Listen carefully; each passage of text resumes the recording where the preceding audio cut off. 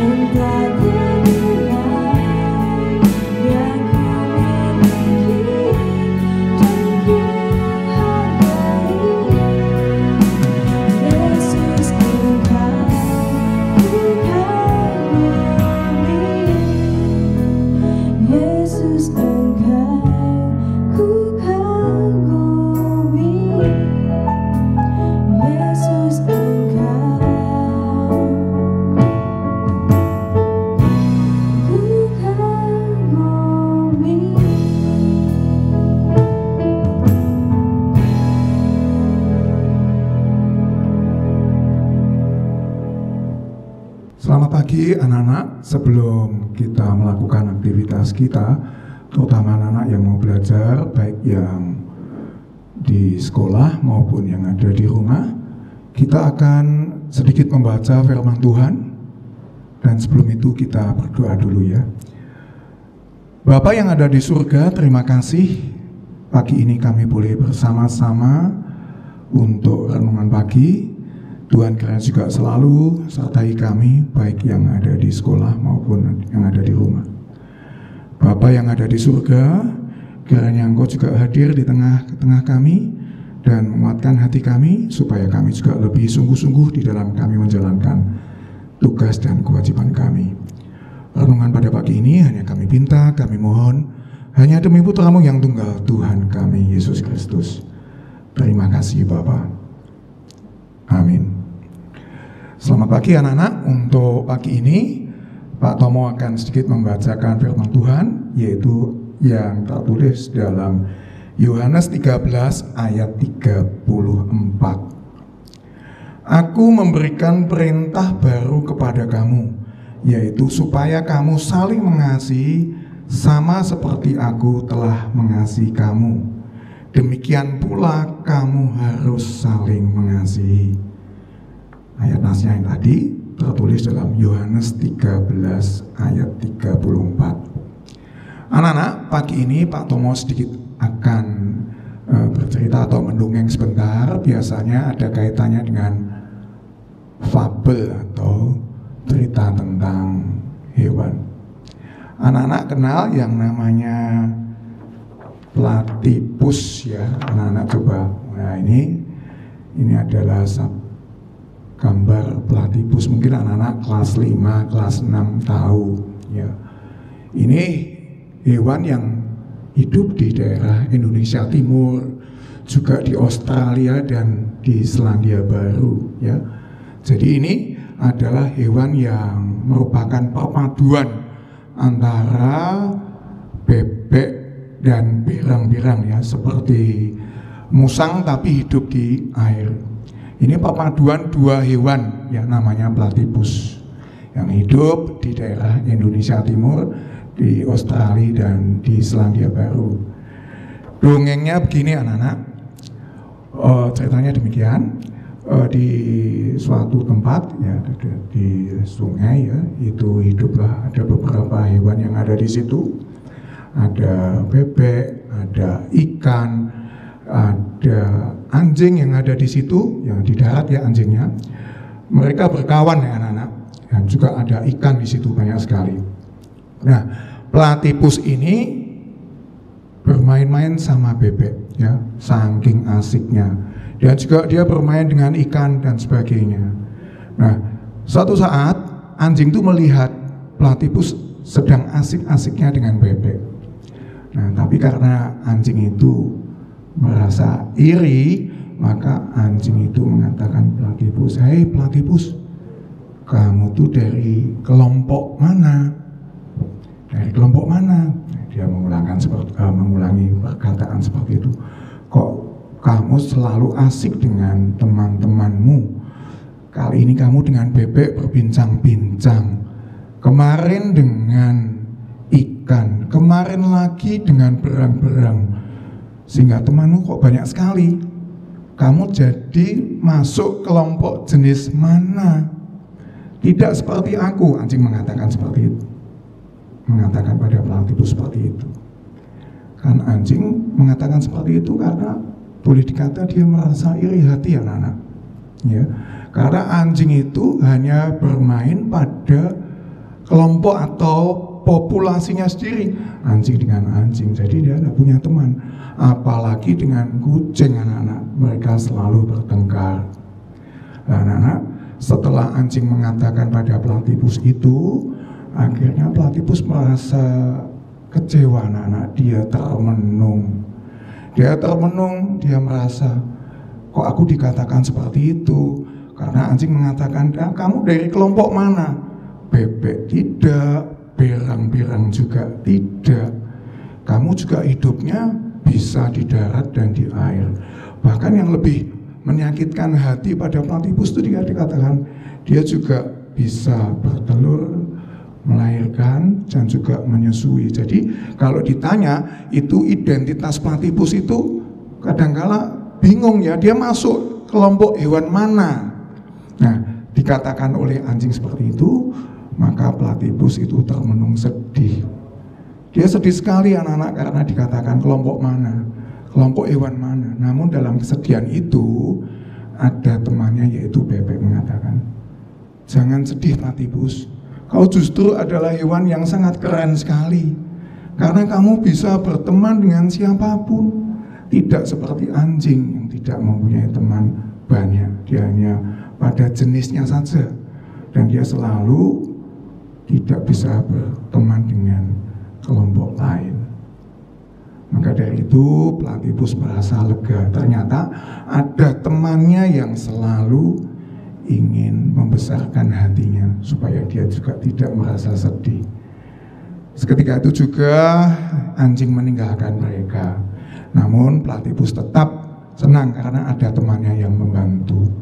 Anak-anak, sedikit cerita yang Pak Tomo sampaikan, apa yang bisa kita petik. Anak-anak, kita tidak boleh membeda-bedakan teman ya. Kadang-kala juga kadang ada teman kita juga ada yang membeda-bedakan. Mungkin masalah suku, masalah agama, masalah keturunan dan sebagainya. Itu menurut ajaran Tuhan Yesus tidak boleh anak-anak. Karena setiap manusia itu pada hakikatnya, pada dasarnya menurut Tuhan itu sama. Jadi kita mempunyai kesamaan ya. Jadi tidak boleh membeda-bedakan. Kalian juga tidak boleh membeda-bedakan, oh ini temanku yang pandai, aku hanya bergaul dengan teman-teman yang pandai. Yang belum pandai tidak diajak berteman, itu nggak boleh. Aku hanya berteman pada teman-temanku yang mampu, yang kaya. Yang kurang mampu tidak saya ajak menjadi teman. Itu hal yang tidak boleh anak-anak. Kita harus punya teman yang banyak, tidak boleh membeda-bedakan, baik itu dari warna kulit ataupun keturunan maupun status ekonomi dan sebagainya. Karena menurut ajaran Tuhan Yesus, kalau kita saling mengasihi sama dan tidak membeda-bedakan, kita punya teman banyak. Ya, karena kita tahu ya anak-anak, kalau punya teman banyak, kita juga bisa didukung, ya, dibantu apabila kita juga mengalami kesulitan. Juga akan kita juga dihibur oleh teman-teman kita kalau kita sedih. Banyak manfaat kalau kita memiliki teman yang banyak. Maka dari itu mulai saat ini ya anak-anak yang sudah menjalani pembelajaran tatap muka atau PTM, kamu bertemu dengan teman-temanmu, maka jadilah anak yang saling mengasihi, rukun satu sama lain. Jadi menjadi anak-anak yang disayang oleh Tuhan Yesus. Coba kita melakukan seperti itu, apa yang diinginkan oleh Tuhan Yesus, sehingga menjadi anak-anak yang bisa dicontoh dan diteladani. Demikian anak-anak, sedikit cerita yang bisa disampaikan Pak Tomo. Semoga ini bermanfaat. Tuhan Yesus memberkati kita. Amin. Mari kita berdoa sekali lagi. Bapa yang ada di surga, terima kasih pada pagi ini kami boleh mengucapkan puji syukur.